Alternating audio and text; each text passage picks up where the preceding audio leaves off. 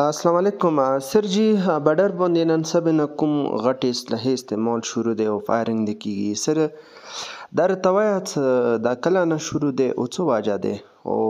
مخه لا به دی هټ کیږي لږ معلومات راکړئ. عدنان بھائی ډیره مننه. عدنان بھائی د افغانستان سره څومره ټي ټي پی دهشتګردي هغوی یعنی خوارج هغوی پاکستان چیک پوسټونه مختلف کوم ځای کې څه واسې رسیږي ټیکي لکه پرون شپه بنګخونه پوس نشان چیک پوسټ بولی هغه نیټه کړو هغه بیا واپس کړلو او خو باری غي اټیکی په وکړلو دویا خو هغه واپس کړلو سوي پوری جنگ وشو پرون نن شپه بیا سبي نه وړاندې انځر کې سړي بولی مقبلو کوم منطقه ده هغه سرنی هغه چیک پوسټونه هغه بیا ټیکړو خو بیا دوی طرفه نیمو سره کوم کرشه ده انځر کې پوسټونه دی او نه مطلب دوباره مضبوط ځواب ورکړلو او افغانستان سیټ کې څومره مختلفو ځایو کې څه ټي ټي پی دهشتګرد پټ شوي دي هغه د اوسه پورې مو حکومت نشانه کوي او غټه تیار د استعمالوي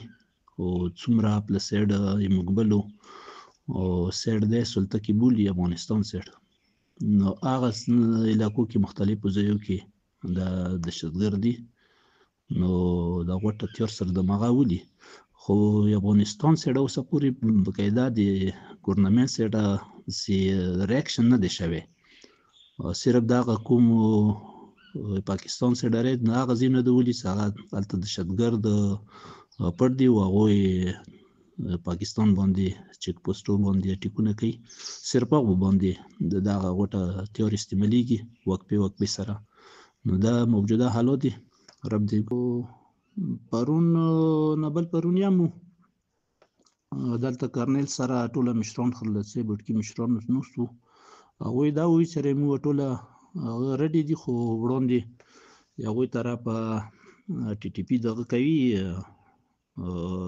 مومنت د کوي بس دغه نظیر دی او توسیا چې د مو وړاندې کوم پښتون ډاک دي او تاسو سره صرف دوه احتیاط وکړئ چې کچېری ځنیا کور شویا ایمو پوسټو کې ځنیا نقصان د سونه شي فعلی سورسته تاسو خپل مرشي دي د ایمو خلکو خیر او تسلی ورکول چې نه ایمو خپل خوره ده مو دغه سره نه کوڅو څوک دي څو وخت ده خو مو خپل خوري حفاظت هر وخت ان شاء الله کوو کله تاسو وای نه وای دلته بالکل څوک نه وای اپ سی وا او وخت کې مو خپل وطن ستل ده بیا مو افغانستان خلکو سره رابطه وکړي سره د سي حد شو دی او مهرباني وکړي کورمیاسیا دا ول ده تاسو سره په کورداري څغون شي نوې مشرانو خو بیا ډیر متصلی کړل چې ان شاء الله بالکل یاد شي نشته سرکاري ستا باندې ودلته مخبر یا کړی دي او دوه کې سیا سوکړلې خو شپې ټیم بیا کوم ټي ټي پی دغه بس ځون ته یو پاور دی الته